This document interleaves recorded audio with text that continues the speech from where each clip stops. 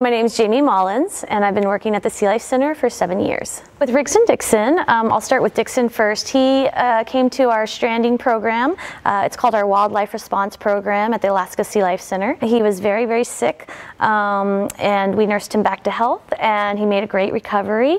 Unfortunately, due to his age, because he is so young, we knew that we would not be allowed to put him back out into the wild, and so it was great that we found a home for him here in Denmark to add to their other two otters, Agnes and Mojo.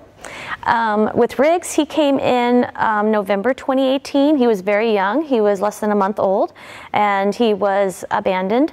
Kind of a funny story. He actually crawled out of the ocean over a bike path into a bunch of grass and then back and forth, and some good Samaritans called us to come and pick him up. So we had to definitely do a lot of preparation before they came over here to Denmark.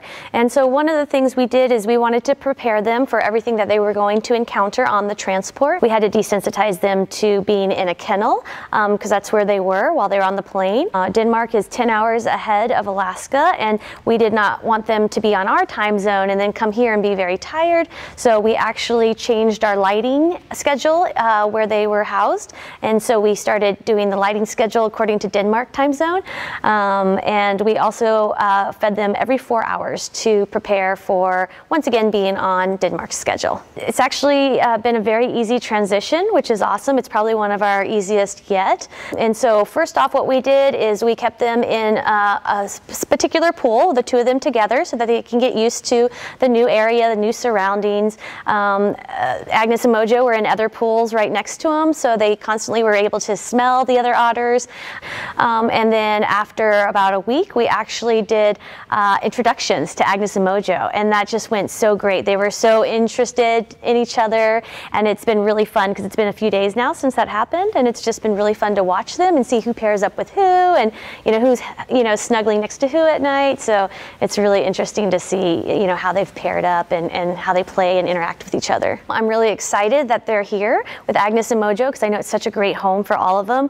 I'm excited that there's 4 of them now. You definitely see Agnes and Mojo. They are older otters, but now they are getting a little spunk being with the 2 young ones, and so it's really, really fun to watch. It gets a little crazy sometimes having 4 when you only are used to having 2.